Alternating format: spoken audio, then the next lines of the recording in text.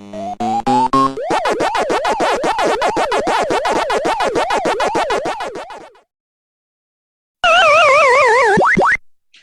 back, patreon.com/the Derrick Lamon Experience, one-stop shop for your gaming news.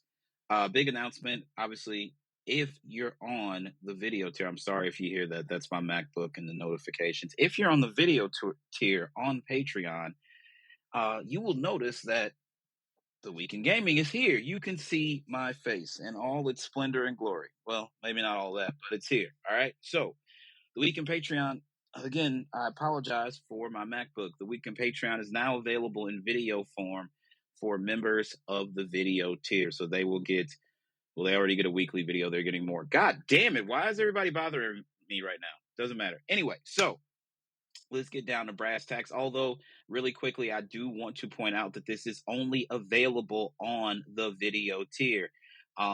These videos will not be on YouTube. It ain't going over there. It's over here only. So without further ado, let's go ahead and get into things. Top story. I don't really have a top story. There isn't really much. Kind of a slow week in gaming news, to be completely honest with you, but we're going to talk about stuff anyway. From our friends over at videogameschronicle.com, apparently the Super Mario Galaxy movie digital streaming releases reportedly next week. The film will be available as a digital video purchase with subscription streaming coming later. According to When to Stream and as spotted by Forbes, the film will be released on digital streaming via premium video on demand on Tuesday, May 5th. I do want to point out, I pre-ordered this right from my seat in the theater on opening night when I saw this. Absolutely loved the movie. Like everybody's like, oh, it's the Mario Galaxy movie. I'm going to see it because everybody knows Super Mario, right? It's probably Mario and Pac-Man are probably the two most famous video game characters, I would have to say. GTA might be one of the most famous video game series, but every protagonist or antagonist, depending on which way you look at it, in each GTA game is different. So there's not one particular guy or girl that they can hang their hat directly on. Mario changed gaming. After the crash of the Atari, nobody wanted home consoles in the U.S. Nintendo had to fight tooth and nail to get into retailers here in the U.S. in 1985 when they brought the NES over here. Super Mario Brothers changed things. The Wizard, which is one of my favorite movies, is essentially just a big Nintendo commercial, and the big payoff at the end is Super Mario Brothers 3. All right, Cardinals up 4-1. So anyway, getting back to the movie itself, although Universal Pictures has yet to officially announce this, Forbes notes that the source is typically accurate with the release date reveals, suggesting the eventual official announcement will likely confirm the same date. It should be noted that this is the release date for purchasing the film digitally, not its appearance on streaming services like Netflix. I pre-ordered it from Apple. The film will reportedly be available for $24.99 on numerous platforms such as Apple TV, Prime Video, YouTube Movies and TV, and Fandango at home. This will allow users to buy and own the film, streaming it as often as they like. One. Alternatively, they will be able to rent the film for a 48-hour period, which Forbes predicts will likely cost $19.99. At that point, you should just spend the extra little, like $6 or something like that, $5 or $6 to buy the film. Straight, like having a rental period for 48 hours at $20 is insane, absolutely insane. Anyway, while a digital release a month after a theatrical release may seem quick, especially given that the film was only released in Japan last week, it's almost in line with the Super Mario Brothers movie, which was released theatrically on April 5th of 2023 and digitally on May 16th of 2023. So it seems like it's right in line. We are getting these things quicker, given that we live in a digital world at this point. It doesn't bother me. I would like to see, as a film producer, I would like to see films have a longer run in theaters. I think that people forget that going to the movies is a big deal. Unfortunately, it's more expensive these days, just like everything else. So the studios want to maximize their profit off of these films as quick as possible. Apparently, there's a third Illumination Nintendo film in the works. I've heard it's going to be a Donkey Kong spinoff. We do know the next film from Nintendo will be a partnership with Sony, and it will be The Legend of Zelda, and that is going to be May 27th of 2027. That's the date as of right now. That is subject to change.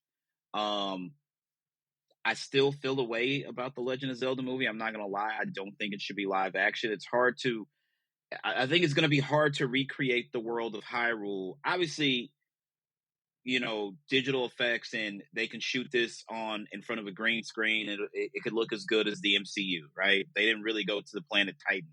It doesn't exist. Spider-Man, Tom Holland was not actually wearing a Spider-Man suit, not the Iron Spider suit anyways.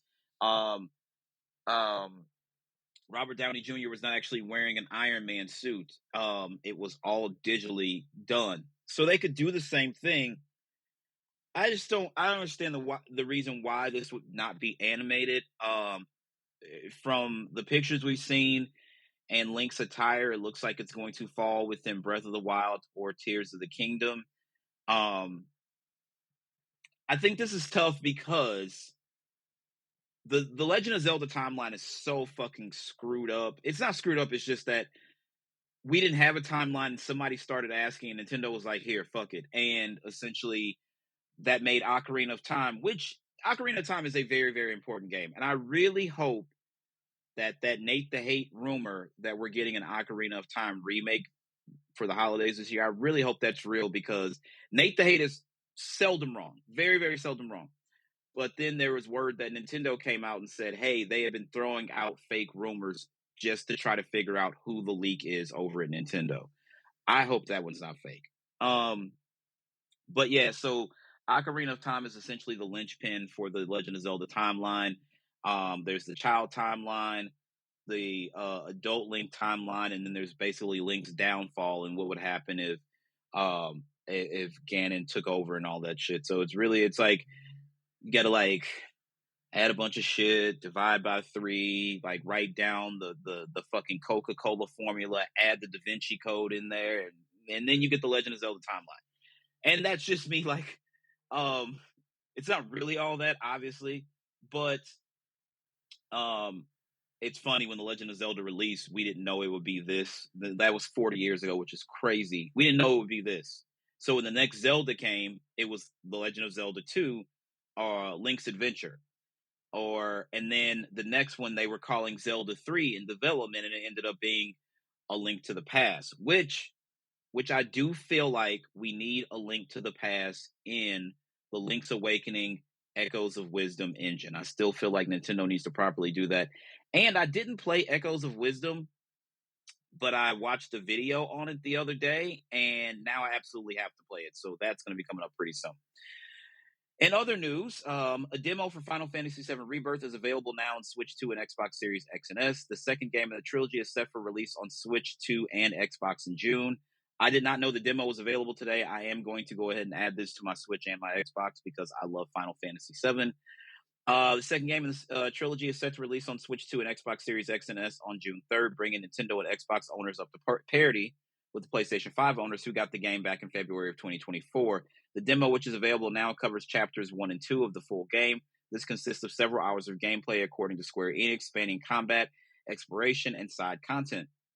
It covers the Nibelheim flashback featuring Cloud and Sephiroth, as well as the Grasslands open region, and gives players a look at the battle system's synergy abilities feature. It also lets players try the new streamlined progression features, which lets players turn on unlimited HP and MP, and always full ATB gauge, and easier weapon ability acquisition so they can focus on the story instead. Players who try out the demo can carry their save data over to the full game when it's released on June 3rd. Playing the demo will also unlock bonuses for the full game, including a Cupo Charm, which boosts the chance of collecting extra materials, and a survival set. Switch 2 and Xbox Series X and S versions of Final Fantasy VII Rebirth are both available to pre-order with a 20% discount until June 10th. Happy birthday to yours truly. I am going to replay it on PlayStation 5 soon. I've had that in the back of my head. At some point, I'm actually going to sit down and do it.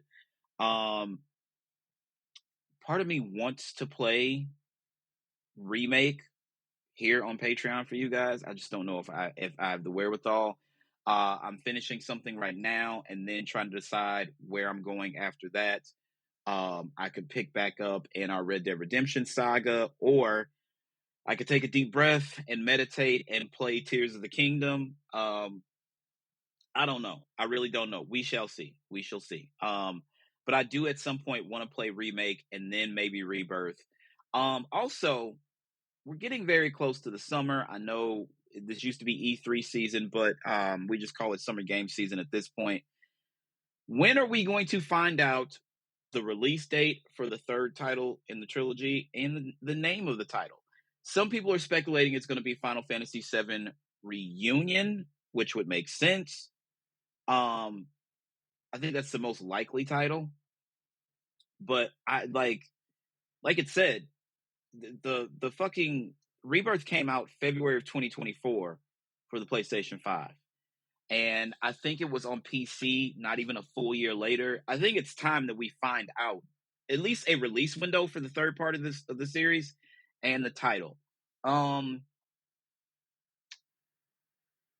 If I had to guess, if we're going to find out this year,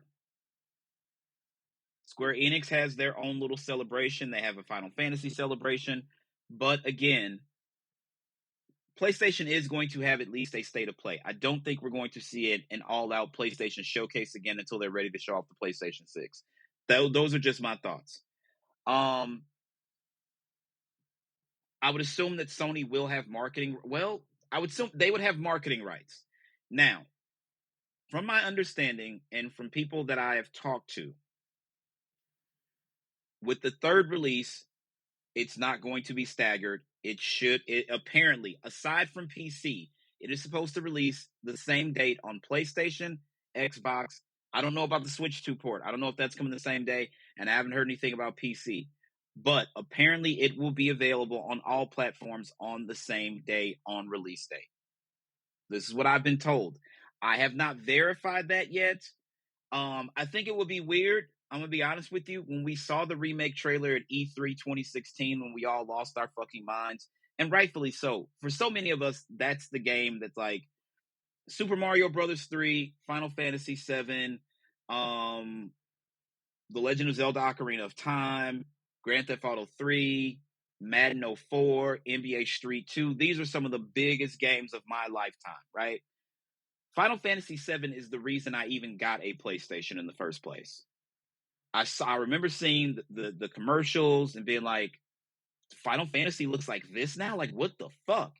And then my good friend Matt Esakana, shout out to Matt, I remember going over his place and he popped it in and we were all just sitting there and all like, this is a Final Fantasy game. No more cheapy, chubby sprites or anything like that. Also, that reminds me, I have the Final Fantasy 6 Pixel Remaster. I need to finish that as well. Anyway, the cutscenes, the battle, the world map, Sephiroth, Knights of the Round. If you collect all the material and get the right chocobos and breed them, and see Knights of the Round is fucking insane. The first time you see Vincent, you know, when you go back to Red 13's home and Barrett and Dine's like battle, and just so much of that game is like ingrained in me, and it's why it's one of the reasons I even do this show.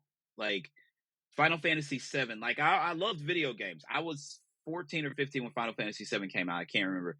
I love video games. That was the first time I thought of video games on a cinematic scale. Like this is like a film and this is art. When we saw that trailer, it was like play it first on PlayStation 4. That was a big deal. And it felt like it was only right because that game is partially responsible for all the success of the first PlayStation. And Sony is very responsible for making Final Fantasy as a series feel more mature and more adult. And I think it was only right that PlayStation should have first crack at that game. I don't think that anybody should feel a way about that. Now, I know Nintendo obviously feels a way, but here's the thing. Had Nintendo not soured the relationship with Sony, like if you don't know the history really briefly, Sega had a CD peripheral for the Genesis, and Nintendo was like, well, fuck, we need one. This is before consoles became CD-based and then DVD-based and then now Blu-ray-based and all that. So Nintendo and Sony started working on a deal to create the Super Nintendo PlayStation. That's where the PlayStation name comes from. Keep up here. Nintendo already had Sony. They were, servicing Sony to make the sound chip for the Super Nintendo. So it just felt like the easiest relationship. They couldn't agree on the royalties for the sale of the CD games. So behind Sony's back, Nintendo made a deal with Philips. Sony's still thinking they're going to announce this thing at CES. I forget what year it was. And Nintendo goes on stage and announces their deal with Philips. Now, of course, that was a fucking disaster. Nintendo doesn't even acknowledge there's a Mario game and a Zelda game, and they don't even acknowledge those fucking games because they look terrible. And Sony vowed to get Nintendo back, and they're like, "We're gonna get them back for this." Somebody up at Sony was just like, "Just fucking scrap it." And then Ken Kutaragi, who's the father of PlayStation, continued to work on it. And then Sony's like, "Yeah, we're gonna get them back for what they did to us." And the PlayStation was created, and it is a huge shift in the gaming industry, a huge shift. And Final Fantasy VII is very, very responsible for that as well. It was the perfect marriage, the perfect marriage. I still feel like Sony deserves first crack. Now, and this part I skipped out, I'm sorry. So when Nintendo was developing their next gen console, which ended up being the Nintendo 64, instead of switching to discs, they decided to stick with cartridges. Final Fantasy VII famously came on 3 discs at launch. I have a copy around here over on my shelf over there, but I'm not going to go get it right now. It came on 3 discs, right? Had they so development was scheduled to start on Nintendo because Nintendo showed them the silicon graphics and what it could do, and they're like, "Okay, this is cool. This is really, really cool." However, it took 3 CDs to produce that game. If they had stuck with cartridges, which held even less data, that game, you can't realize that game. It would have still been sprites, pixelated 16-bit graphics, and Nintendo's like, "We're pushing 3D." You can't, it's just not possible for a game of that scale and that magnitude to be done with the cartridge being the storage unit itself. It just was not going to work. And that's part of the reason they jumped over to Sony. And Nintendo and Square, it was still Squaresoft at that point. They hadn't merged with Enix yet. Nintendo and Square had a terrible relationship for many years as a result of that situation. And it finally got healed. And there's been some great Square Enix games to come to the Switch and the Switch 2. But again, if you ask me, I still feel like Sony deserves to have first crack at that game. I think it should have at least a limited run on PlayStation 5 before releases on the Xbox and the Switch 2. I don't know if they're holding it back for the Xbox Helix and whatever that's the code name. We don't know what the actual retail name of the next Xbox unit is going to be. Sony is not changing anything. They're not going to go unconventional and just be like, "This is PlayStation Unity. It's going to be the PlayStation 6. We all know this." And they've even said it. So the point, that's a pointless conversation. It's a very moot topic because it's not going to happen. It's going to be called the PlayStation 6. That's just the end of it. Do we need a Switch 3? Well, we're years away from that anyway, but it's probably change the name. The Switch thing is cool, but it's maybe it's time to go elsewhere. I don't know. But I do feel that PlayStation should have an exclusivity window for the 3rd Final Fantasy game in the trilogy. It only feels right. I think that they would be doing themselves a disservice if they didn't get it, but it's neither here nor there. Nobody gives a fuck what I think. I don't own stock with Sony, Nintendo, or Microsoft, so they don't care about my opinion. I'm just a consumer. That's all. But I am going to download that demo on both my Xbox and my Switch 2, and I am going to replay it on my PlayStation. So there is that. So we're having this conversation about DRM, and this was a big conversation with the launch of the Xbox One. And this was one of the things that console was almost dead before it released because there was the DRM always online. You couldn't share games and shit like that. Everybody was like, "What the fuck is this? This is bullshit." And the fact that it came in at $100 more than the PlayStation 4 did. All right. So this comes from our friends over at GameStop. PlayStation users report new online license checks, but Sony quells concerns. The problem appears to be affecting both PlayStation 4 and PlayStation 5 games purchased after March of 2026. This is written by Gabe Gerwin on April 29th, 2026. So there has been an update. This is of today. A new quirk has begun affecting PlayStation 4 and PlayStation 5 owners with digital game purchases. It appears the system's latest update have introduced a 30-day online license check for digital games, leaving those who have extended internet outages without access to certain games. However, Sony has clarified exactly how it works, and it seems like most players have nothing to worry about. Several users, including the game accessibility Twitter account Does It Play, have reported that all new PlayStation Store purchases made before March 2026 appear to be unaffected. Feature a 30-day timer that shows when you will need to connect to the internet again before losing access. This timer doesn't appear to be visible on the PlayStation 5, but according to Does It Play, it is still being tracked in the background.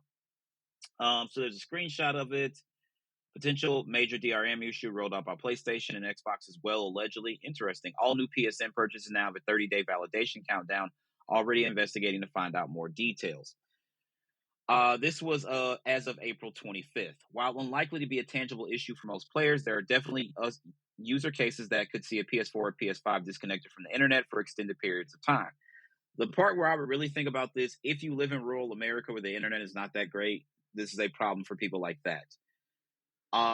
Other issues, the PlayStation Network, unfortunately, has a problem with going down ever so often. Like, I'll just jump on Twitter, like, when I have a break at work and people are like, PlayStation Network is down. I'm like, fucking great. You know what I mean? I have my PlayStation 5 Pro. I have a launch PlayStation 5, and my daughter has a launch PlayStation 5. So I have a Pro up here with my gaming PC, like, all my TVs up here. Yes, I have 3 TVs in my room. Do not ask me why. I'm a gamer, and I also enjoy a lot of sports and stuff like that. Don't ask me why. Anyway, so cloud data, right? I'll start playing a game on either PlayStation. It's like, okay, I want to finish this on the other one because I want to do this or do that. So you save and you upload to the cloud, and then I pick up from the other one, right? PlayStation Network goes down whenever the fuck it feels like it, and that creates an issue. But I also live in St. Louis, Missouri, and we tend to have a lot of fucking storms, and the power goes out. So if the power's out, and then, like, when the power comes back on, still the internet's going to take a minute to kick back on. Like, so I am a little worried about this, or at least I was. Now we're finding out exactly what the reason for this is, and actually, as a consumer, it's like, do I care? Probably not that much. But from a business standpoint, I understand why Sony is doing this. Okay. According to statement Does It Play gave to Kotaku, the license checks may have been introduced to combat refund scams, were designed to convert into unlimited licenses afterwards. That appears to be the case, with an SIE spokesperson telling GameSpot the following, quote, players can continue to access and play their purchased games as usual. A one-time online check is required to confirm the game's license, after which no further check-ins are required. At least one major gaming company has wasted no time chiming in. However, retailer GameStop published its own statement on the situation, emphasizing that this problem will not happen if you purchase physical games. I'm going to pause right there. GameStop, it is over, buddy. It is fucking over. Y'all have been fucking people over for years. And every time something happens with one of the big three, whether it be Microsoft, Nintendo, or Sony, y'all be like, come buy physical media, which I have no problem with. I literally have a show here on Patreon about physical media, right? I believe everybody should invest in physical media in some form, because they will take this shit offline whenever they want to. They take servers down all the time in the video game world. You guys know this, right? I'll tell you a story, and I'm pretty sure I've probably told this story on the show before, but fuck it, I'm going to tell it again. I don't care. So Juan, love Juan to death. That's my cousin. That's my brother. I love him, love him, love him. Juan adores Kennedy. When Ken was like 2 or 3, she would like, Dad call Wani and be like, Wani, I want a donut or something like that, or Wani, I want some candy. And Juan, wherever the fuck he was, whether it's Montgomery, Missouri, or wherever, he would get up and come bring Kennedy whatever she wanted. So I can tell this story. I actually probably have not told this story because Juan is married. He's been married since January of 21. But anyway, so Juan was seeing this girl and she had kids. So he bought her children stuff for Christmas. And then before Christmas, the girl started acting crazy and broke up with him. So he still had these gifts. So he was like, it was like Skylanders, I remember. it was either Skylanders or whatever the Disney. I think Disney was Skylanders. So it was Skylanders. And it was, I forgot what the gift was for the little girl. The Skylanders in the game was for the boy. So he's like, here, me and Tab are done, so give this stuff to Ken. So I gave her the girl gift. I'm like, at that point, she wasn't into video games. She was like 3. She wasn't even 4 yet. She was definitely about 3. Yeah, it was 2016, so she was 3. So he's like, give it to Ken. I'm like, she's not fucking playing video games. It was still in the cellophane. Now, at this point, games are $60. Plus, it's Skylanders, so you're not only paying for the disc in the PlayStation 4 box case, but you're also paying for the Skylanders set, which had like maybe Mickey and Donald Duck or whatever the fuck, right? So I'm like, well, she's not going to play this. So I took it to GameStop, like to get store credit for it. You know what they gave me for it? 35 funky ass dollars. Remember, they were both still wrapped in cellophane, had never been opened, had the receipt and everything, and they're like $35. At that point, I tried to start a defund fucking GameStop campaign. Not a bunch of people jumped on, to be completely honest with you. GameStop is in a bad position because more people are buying digital games. That's all there is to it. So that's why they want you to buy physical games. Unfortunately, they're right. However, right message, wrong fucking messenger. That's my point. All right. So anyway, game DRM has been a contentious issue for years, particularly with the launch of the Xbox One, as I mentioned earlier. Back in 2013, originally plans were in place to allow for users to install physical games to their systems and then no longer need the disc. Instead, it would require online license checks. This didn't go over particularly well, as you might recall, and Microsoft ultimately opted for a system much like Xbox 360, but not before Sony mocked it with a cheeky ad of its own. So yeah, people have been killing DRM for years.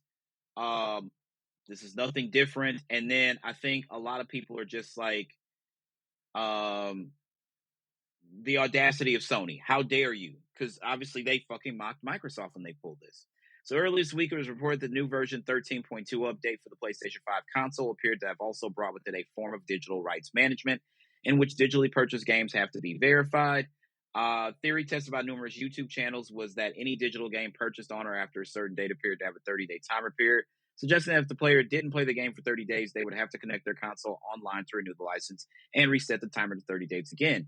However, Reset Era user Andrew Shu, who owns a jailbroken PlayStation 4, has been trying to figure out what's happening, appears to have found a potential explanation, claiming that the timer is a one-time measure to avoid piracy and that digital game purchases lose their timers and become permanent after a couple of weeks. Obviously, Sony has had more to say about this, so we now know that this is really to combat the scam of people buying digital games, saying the game sucks, and then running a refund scam out of it. All right? If they refund your money, yes, you should lose your digital license to play the game. That's just how it works. I'm sorry. I'm not going to be like all these people who are like, I'm for game preservation, and then they go on PC and pirate a bunch of games. Now, I'm not going to sit here and act like I don't have some old PlayStation 2 or Xbox. I'm not going to say the big N because Nintendo will sue you within 2 inches of your fucking life. I'm telling you, please, please, please, like Miss Sabrina Carpenter says, do not, I repeat, do not fucking pirate Nintendo games. They don't play. They will sue you till you have one pair of underwear and a half a can of Pringles. They are that good when it comes. Their lawyers are fucking phenomenal. Nintendo hardly loses a fucking court case. So don't pirate Nintendo games. Other stuff, I'm looking the other way on. That's all I'm saying. DRM is an issue, though. It is an issue, but I understand it for piracy issues. You have to combat piracy. It is not fair that people get to pirate games. It's not okay to say this game I didn't like this game. I thought I was going to like it. Here, can you take this back? Can I have my money back? But you still have access to the license to play the game. That's not cool. So we're not going to do that. They're like, oh, well, you're supporting a major corporation.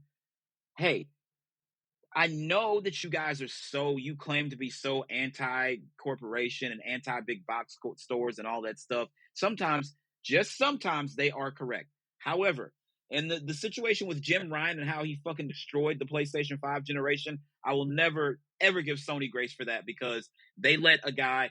I don't have a problem. I know a lot of people have a problem with the moves that Phil made when he was running Xbox.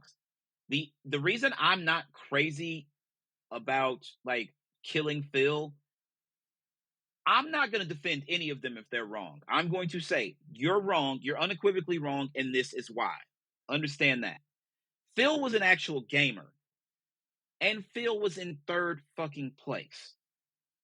You have to remember, the Wii U came before the Switch. Nintendo had to reset in the middle of a generation. The Wii U came out November of 2012. The Switch came out March of 2017. 4 years in, they had to reset. That is unfucking heard of. And somehow, the Switch came out in 2017. The Xbox One came out November of 2013.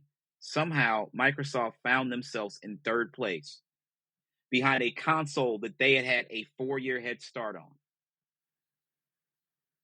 They weren't going to be PlayStation regardless. And I think they should have looked at take a very hard look at yourself.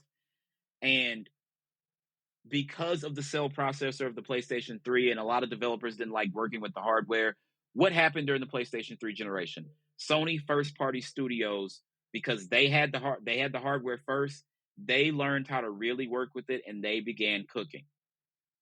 Naughty Dog, and I've said this multiple times, Naughty Dog released 4 games during the PlayStation 3 generation. That is unheard of.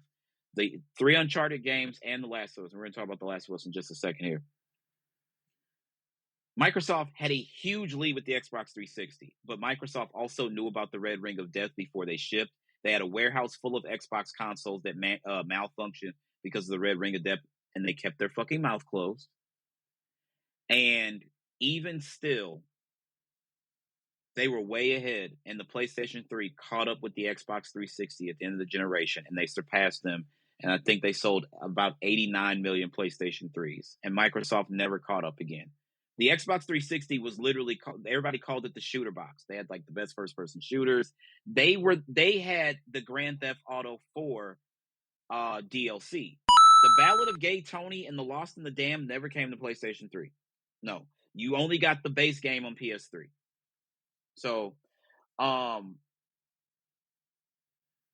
Phil had to maneuver from third place. So he had to make very brash and bold decisions with the Xbox brand.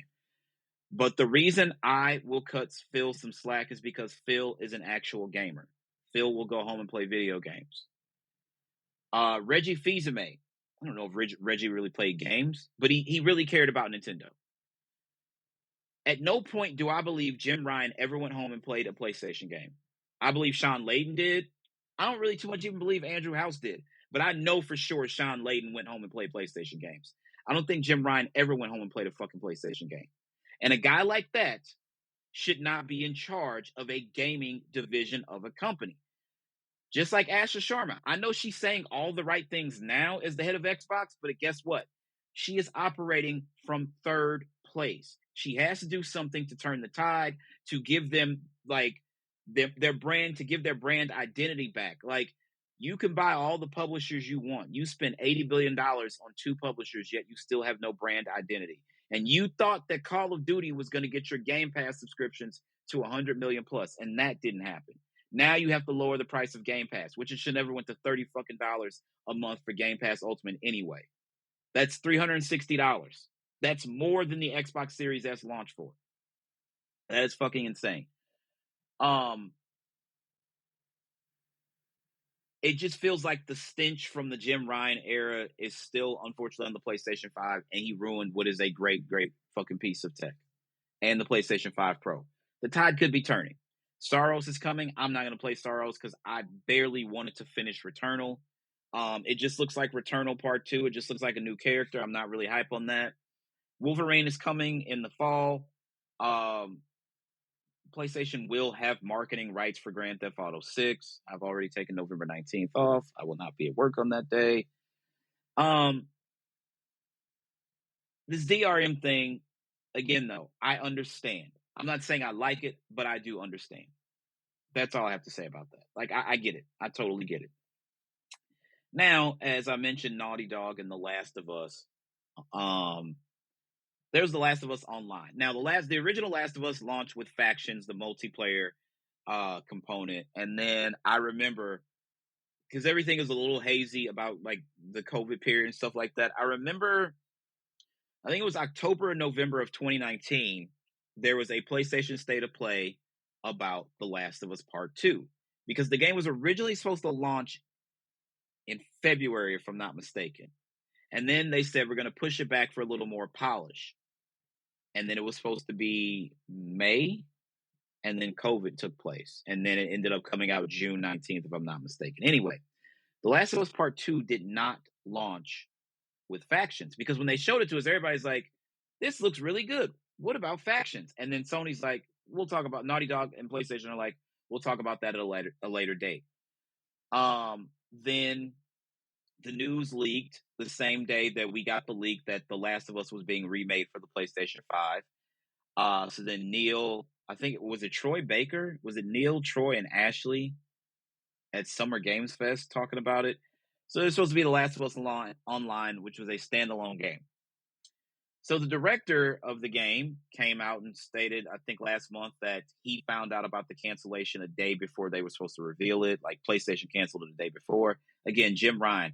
Of all the fucking 12 live service games that were greenlit because of fucking Jim Ryan, you let Concord release and then killed it 2 weeks later because everybody hated the fucking game.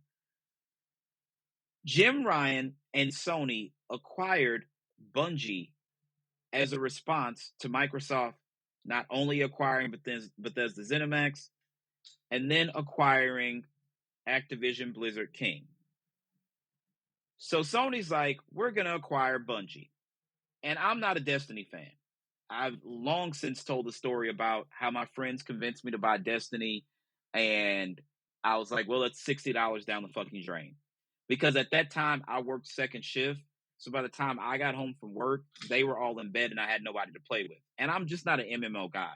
I don't like enough people to play games online. I'm going to be very, very clear about, like, if there's games where, let's say there's an Xbox game or a PlayStation game where in order to 100% on Xbox or Platinum on PlayStation and it has an online trophy, I'm not getting that Platinum. I'm going to tell you that right now.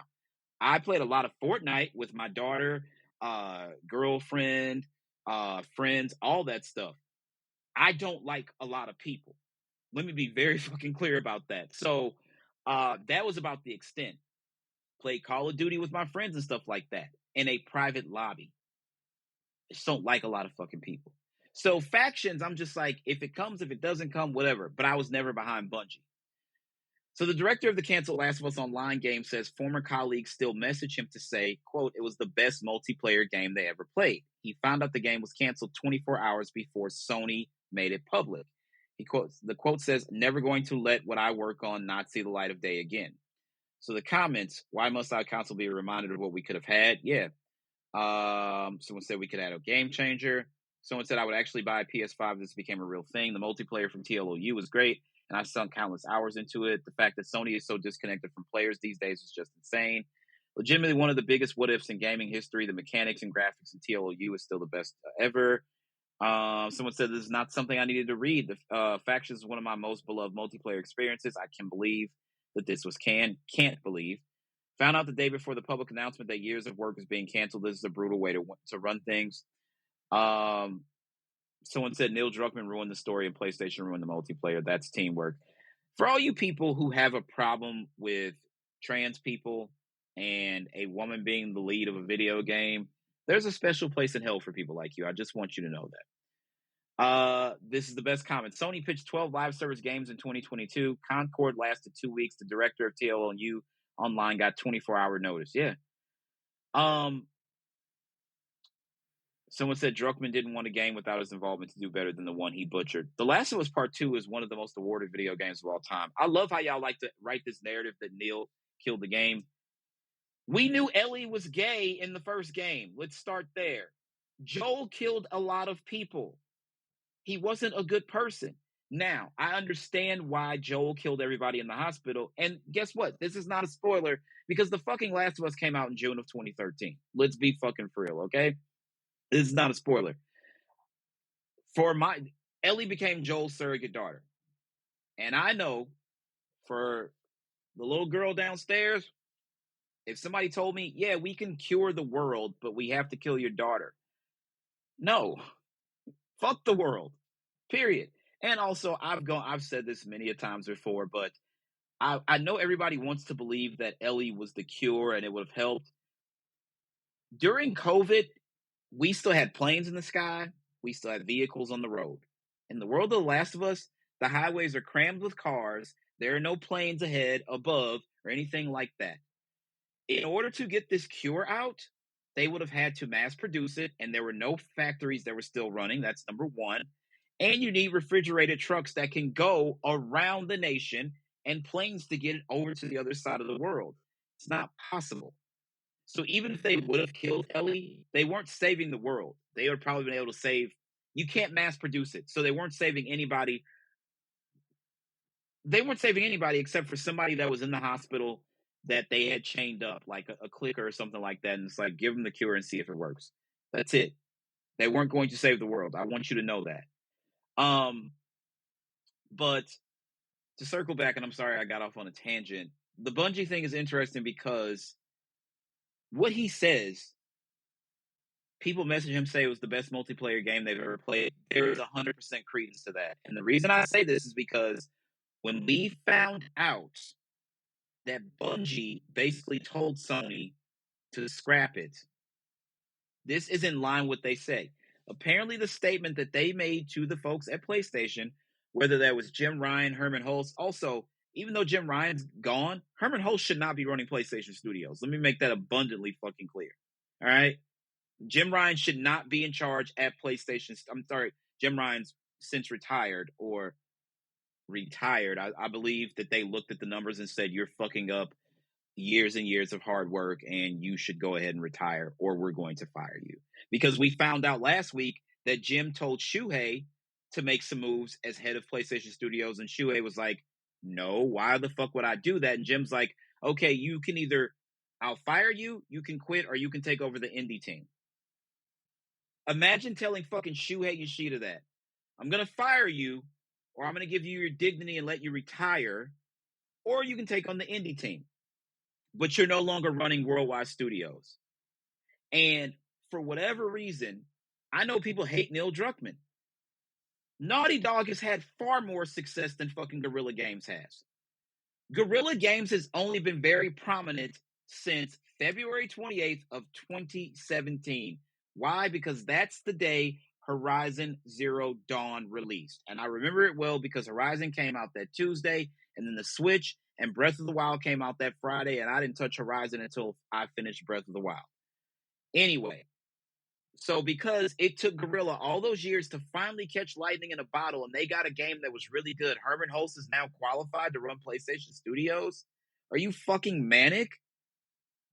Look at Naughty Dog's fucking track record. And I know that Neil wasn't there for all of it. Like, so Crash Bandicoot, Jack and Daxter, Uncharted, The Last of Us, like, and now Intergalactic, the Heretic Prophet is probably going to be a good game as well. But there were other PlayStation studio heads who were much more qualified than Herman Hulst. But anyway, I digress. Bungie, yeah, so Bungie reportedly told Sony that, yeah, the game looks really good. It looks really cool, but you're not going to make any money from this game. And why did they listen to Bungie? Well, because a lot of people fucking played Destiny, and a lot of people played Destiny 2. So Sony acquires Bungie. They did not look at the financials to find out that the president of Bungie was spending company money on a supercar collection. They had all types of internal fucking strife and drama. They didn't look into any of this, and their books were definitely cooked. If Sony had known that Bungie was like in the red, I don't think they acquired them. Or if they do, you acquire them for their expertise, and then you make them part of PlayStation Studios. Acquiring them and then allowing them to operate independently of PlayStation Studios never made any sense to me. I'm buying you. I think it was like $3 billion. I'm giving you $3 billion fucking dollars. You don't get to tell me you're going to work independently. I own you. Understand, this is Mad Men. When Peggy's like, you never say thank you. And Don's like, that's what the money's for. That's what the money is for. You don't get to operate independently. Have you lost your fucking mind? I own you. There's going to be a big-ass PlayStation Studios logo whenever you release a game. So I haven't heard anything about Marathon. I don't care to.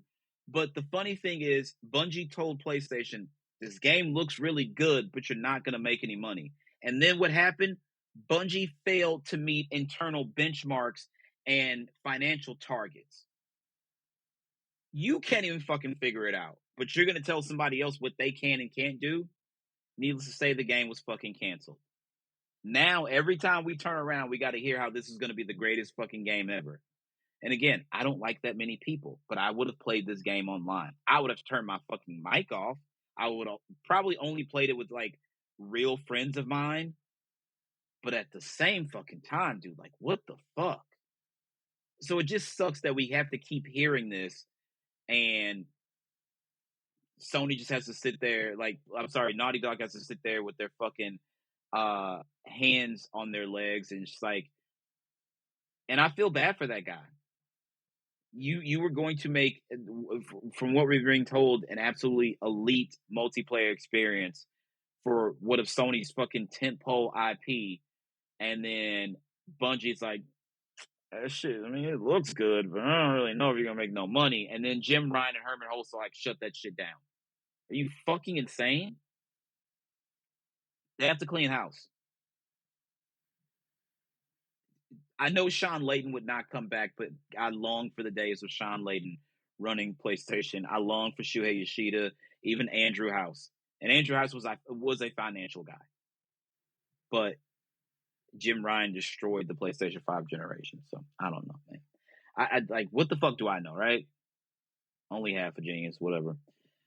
Lastly, this is very interesting. I know a lot of you guys want to believe that the game is going to get delayed, this, that, and the third. Grand Theft Auto 6 is still coming. So Strauss Zelnick, the CEO of Take-Two, addresses Grand Theft Auto 6 price and the possibility for more L.A. Noire. I can't wait for them to really... The thing about Rockstar Games is they have studios all over the world. And if you've ever just let the credits run after completing Red Dead Redemption 2, you will see all the names in the fucking credits because every Rockstar studio around the world is all in. That's why it takes so long. During the PlayStation 2 generation, you had Rockstar North, you had Rockstar wherever the fuck. That's why you got 3 GTA games in the PlayStation 2 generation. We got Bully on the PlayStation 2. L.A. Noire came on the PlayStation 3, I believe. Red Dead Redemption came on the PlayStation 3, et cetera, et cetera. Their output was a lot bigger. But now, because the game worlds have gotten bigger, they're like, we have to focus on this one game. And then we will get back to work on other things. I would hope that Red Dead Redemption 3 is coming after Grand Theft Auto 6. I would hope that that's what's going into development. They're in pre-production on something right now because at this point, I would assume that GTA 6 is fully playable, and what they're doing right now is just cleaning up bugs and stuff like that. The game has to be in a fully playable state. Now, it is not going gold.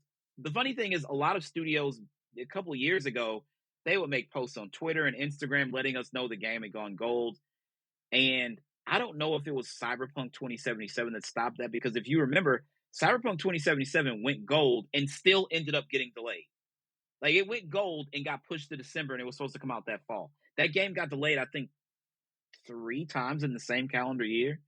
So anyway, speaking at Icon today, a new conference for video game executives, Take-Two CEO Strauss Zelnick addressed the much-debated question on how much Grand Theft Auto 6 will cost. He declined to confirm the game's price, but hinted away from the potentially super premium price point that has been floated in the past. Quote, consumers pay for the value that you bring to them, and our job is to charge way, way, way less of the value delivery, said Zelnick. How you feel about something you buy is the intersection of the thing itself and what you pay for. Consumers need to feel like the thing itself is amazing, and the price they were charged was fair for what they got. I'm going to pause right there. If they were to release Grand Theft Auto 6 at $100, I would still buy it. I'm not going to lie to you. Like, Rockstar has yet to fail me. They've yet to fail me. So to sit here and act like I haven't spent $100 on a video game before, I'm not going to do that. Now, when I did spend $100 on a video game, it was the collector's edition. It came with like a statue and other shit like that, right? But I still spent it. Zelnick went on to mention that game pricing has actually gotten cheaper over the years, a reference to the fact that major game releases have been priced at 60 or 70 for at most for more than a decade, as compared to greater rates of inflation seen in the wider economy. Everybody's like, that's cheap, but it was cheaper back then. No, Super Nintendo and Nintendo 64 games, some of those games were $90. There was no set price. You would have some Super Nintendo games that were 50, 60, and then you have some that were fucking 90. So if you think it was cheaper back then, I'm sorry to tell you that is not the fucking case. Not the case at all. There's a Twitter account that tweets out like old ads for like Target and Best Buy and Toys R Us and shit like that back in the day. I love the account because it's nostalgic for one thing, but also you will see the prices and be like, God damn, video games were that much back then? Yeah, they were. They really were. Zelnick also said, if you look at it through that lens, that doesn't make a whole lot of sense, but that isn't the lens through which we look. Instead, we look at how do we deliver something amazing and how do we make sure that what people pay for, it feels very reasonable. Zelnick also said that he's terrified of the question of how to measure the success of GTA 6, but that he and the teams are more focused on delivering a fantastic experience than worrying about how it performs. I think it's going to outperform GTA 5 for the simple reason, number one, the wait for it is so long. GTA 5 came out September of 2013. 13 years in between Grand Theft Auto games is a long fucking time. Number two, there's more gamers. Why? Because kids are born every day. And the fact that you wait 13 years to release a Grand Theft Auto game, my daughter will be 13 by the time this game comes out. She was 2 months old when Grand Theft Auto 5 came out. She became a gamer over that time. My cousins, my nieces, nephews, they all became gamers in the same time that we waited for Grand Theft Auto, for a new Grand Theft Auto title. There's more gamers. I think the world will potentially stop. For gamers, it'll stop. It's not going to stop for everybody. But for people like myself, November 19th is a big day. For me, particularly, November 19th is a big day either way because it is my brother and my late uncle's birthday, right? But now it's like, oh, this will also be the day that Grand Theft Auto 6 releases. So I do think it's going to outperform GTA 5. I don't know if it's going to do it in the same like amount of time. GTA 5 is one of the most one of the highest earning entertainment media properties ever. It's like GTA 5, Thriller, and I think Tetris is still like the one of the. Tetris has earned a lot of fucking money. I don't know where it sits now. I have to look it up. I don't know. Zelnick went on to say, what we think about is making the most spectacular piece of entertainment on Earth in history, and it's a pretty daunting challenge. If we do that, we're of service to our consumers, then the upside will take care of itself. That said, he did follow with the quick quip that he does think a lot of people will be calling in sick on November 19th. I'm not calling in sick. I've already taken the PTO. Elsewhere in the talk, Zelnick gave some slim hope for fans of LA Noire that a sequel might happen one day. Quote, broadly, we're looking at doing something in the future with all of our intellectual property. He said there's nothing to announce on LA Noire specifically, and if there were, it would be a Rockstar announcing it, not me. But in any case, with regard to our legacy IP, the teams are always looking at what we have, and we're always thinking about it. The question is, at any given time, do we have a team that passionate about working on that? So, yes, I would like to see another LA Noire game, but for me, the most sense makes Red Dead Redemption 3 makes the most sense. And I'm just saying that because I love Red Dead 2, but it just makes the most sense. It is the second biggest Rockstar IP next to Grand Theft Auto. Red Dead Redemption 2 is second in sales only to Grand Theft Auto 5. It makes the most sense. There was a Bully 2 in the works, and then they pushed that to the wayside. I would like to see them pick that up at some point. The problem is, though, as I stated, when Rockstar is working on a game, it is all hands on deck. That is every Rockstar studio around the world working on that particular game. So if it is Red Dead Redemption 3 and they're in pre-production at this point and they kick into high gear once GTA 6 is out, they will have to keep a team around for Grand Theft Auto 6 Online. But if it is Red Dead 3 and it's 2026, that means we're probably not getting Red Dead Redemption 3 to like 2035, maybe. Something like that. I don't know. Because, truth be told, apparently they started working on Red Dead 2 not too long after the first Red Dead shipped. and the first one came out in 2010, and we didn't get part 2 until 2018. I mean, just do the math. Just do the fucking math. So I don't know. Anyway, guys, that's my time. I'm going to go ahead and get out of here. I'm going to end this like I end everything else. Believe in yourself first and foremost, because if you don't believe in yourself, of course, nobody else will believe in you. As always, my name is Derrick Lamon Jackson, and that is my time. Y'all have a good one. We'll see you around. Peace out.